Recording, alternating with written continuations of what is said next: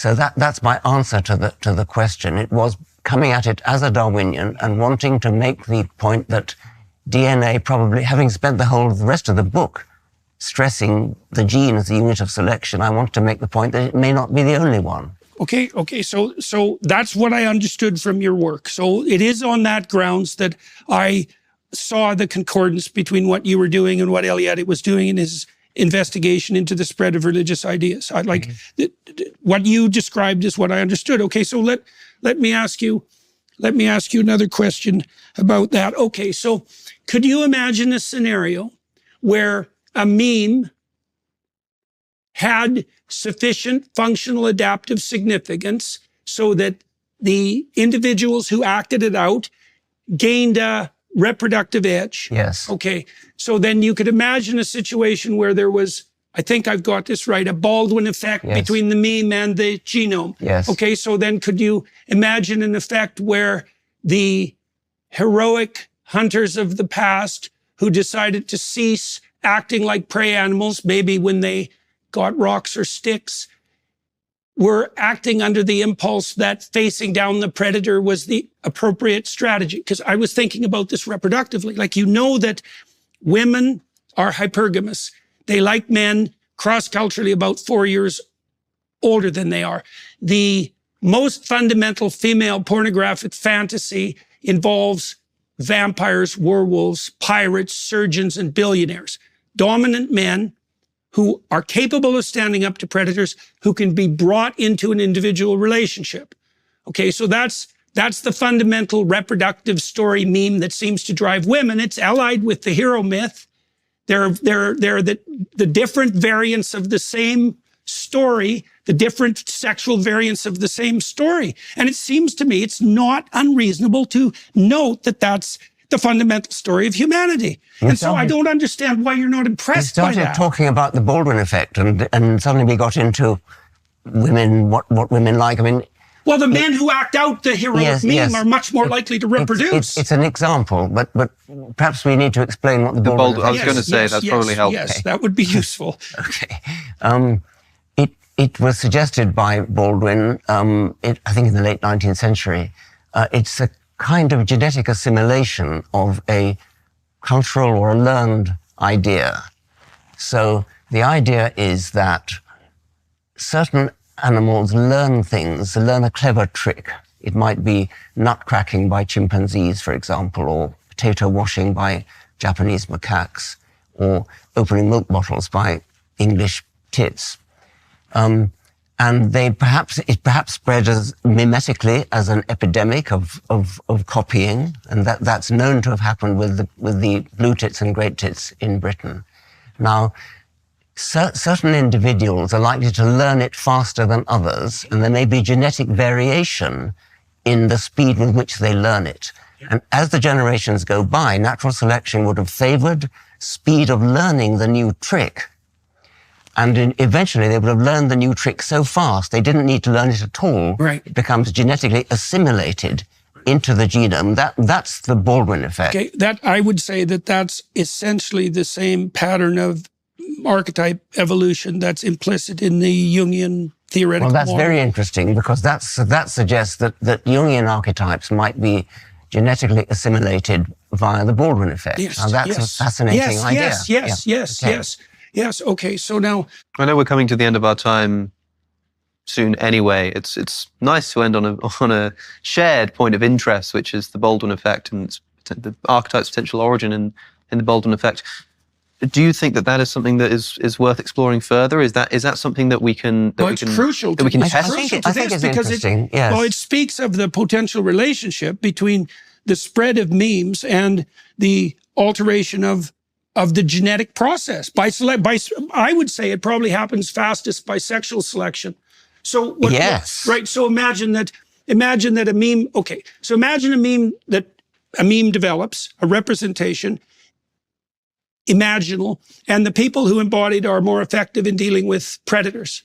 And then imagine that there's a concordance between that and the attractiveness of those males to women. It seems highly probable. Well, then you can see that because sexual selection is a pretty rapid mechanism, that Baldwin effect gets spinning I totally forward agree very with that. rapidly. I've even suggested, actually, a slightly way out suggestion, that the human habit of standing on our hind legs might have been sexually selected and then genetically assimilated via the Baldwin effect. Chimpanzees do sometimes walk on their hind legs. Now, if for mimetic reasons that was sexually attractive in our ancestors, so that it spread issue? as an epidemic of sexual display, then natural selection could have favored those individuals who were best at standing on their hind legs, genetically speaking, and then it would become genetically assimilated. This sexually selected mimetic effect could have been genetically assimilated and given rise to the genetic tendency to walk on our hind legs. So I remember what I was going to ask you about this. So imagine you have a situation in the biblical narratives where the idea of sacrifice is dramatized and ritualized. So it's acted out. It's not exactly understood. It's dramatized and acted out. Well, I believe there's a concordance between the probability that that sacrifice would be offered and the ability of someone to forego gratification or to work towards a future end. They're the same thing. And the ability to forego gratification, which is associated with cortical development, is a great predictor of future success. Let's say future, because we know, for example, that trait conscientiousness, which is something like the ability to delay gratification, is the best predictor that isn't cognitive of long-term future success.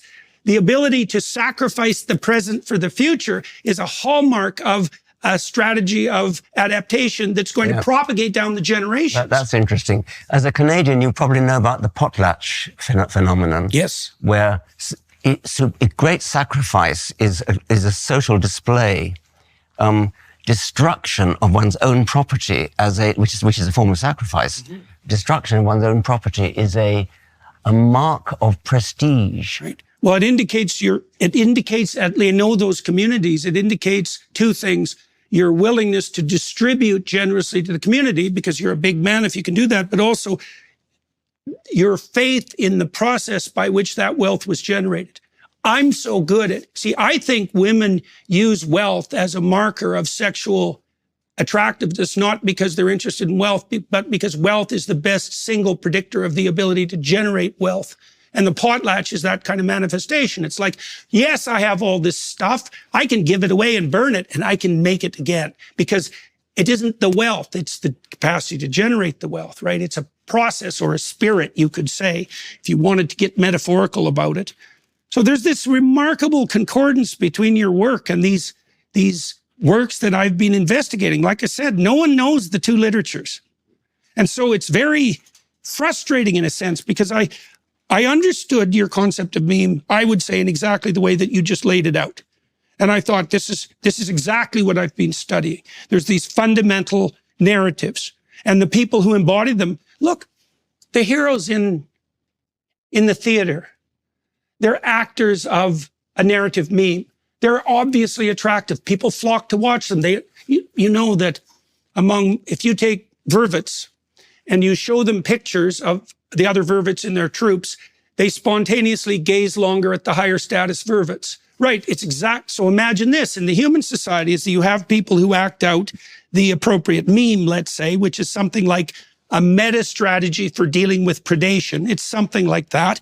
You can approximate that to a greater or lesser degree. The more you approximate that, the higher you are on the sexual selection, in the sexual selection hierarchy. And I think that's clear. Like, it's a bit more complicated than that, because women seem to be, the pornographic literature that women prefer is both the capacity to stand up against predation and maybe even to be a predator, but that has to be brought into alliance with the ability to make a intimate relationship and share.